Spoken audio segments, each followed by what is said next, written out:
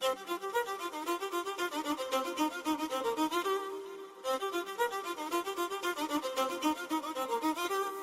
this section, we're going to be covering group policy. Now, group policy to most individuals in IT seem as this big scary monster that they don't really want to take on. But group policy can actually be very helpful, especially in corporate environments. Sometimes we may notice in certain positions where we can't change our wallpaper, or we can't access certain network resources, or we get automated emails, whatever it may be. Majority of this is handled through group policy. Group policy basically is a central location where you can manage user settings and computer settings, whether it be local or networked, as stated before, in a corporate environment. Now, we can manipulate things for our system, settings such as what background to set for the local computer, network security, and so forth. Actually, let's go ahead and take a look at those two settings within group policy. One being what to change the background to, and two, how to block sort of network settings configuration changes. So I'm going to click Start, and in the Search Programs and Files box, I'm going to type Group Policy. As you can see, we get a prompt for Edit Group Policy. We're going to hit Enter. We see the Local Group Policy Editor dialog box appears. And in the far left, you see that we have computer configuration as well as user configuration. Now, what we're looking for is what we want the users to have as their default wallpaper in the background. So no matter what, whoever logs into the system, this is what their default wallpaper is going to be. So we can open the dialog box back open, and we need to go ahead and navigate to where these settings are. So we know it's a user configuration.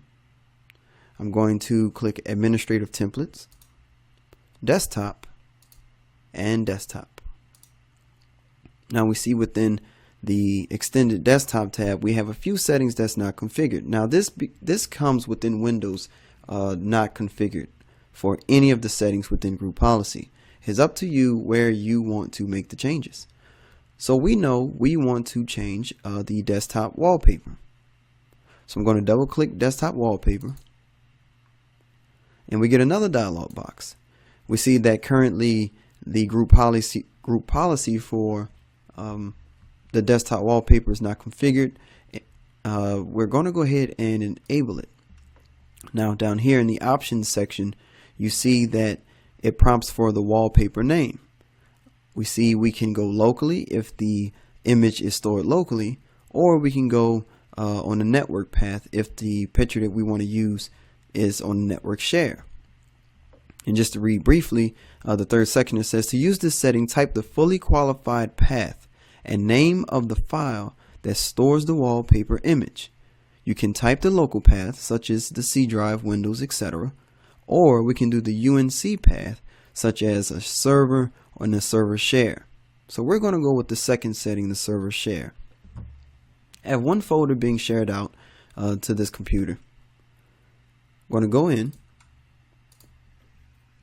and select the smile icon. There we go. This is a preview. Now sometimes it's very important for us to remember where exactly what file path we need to enter. So we want to go ahead and enter the full path of this shared drive. A good way we can figure out the path is we can kind of open a dialog for it. So we're going to type exactly what we see, // vbox srv, and hit enter. Now this is the path to which we need. This full path here, all the way to smile. So I'm going to right click and hit copy the path, paste it in wallpaper name.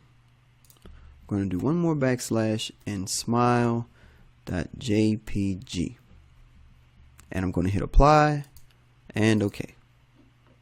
We see that this setting is now enabled. I'm going to close the dialog boxes.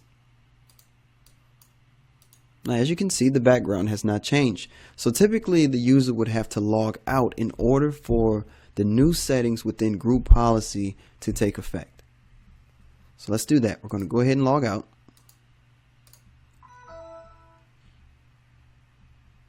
Go ahead and log back in.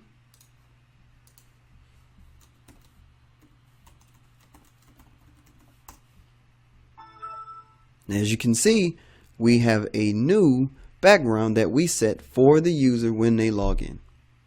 And as stated before, we see this plenty of times within the corporate environment where we have different backgrounds for where we are that we can't change. I hope you guys enjoyed this course on group policy for the user settings. I will see you again in the next one.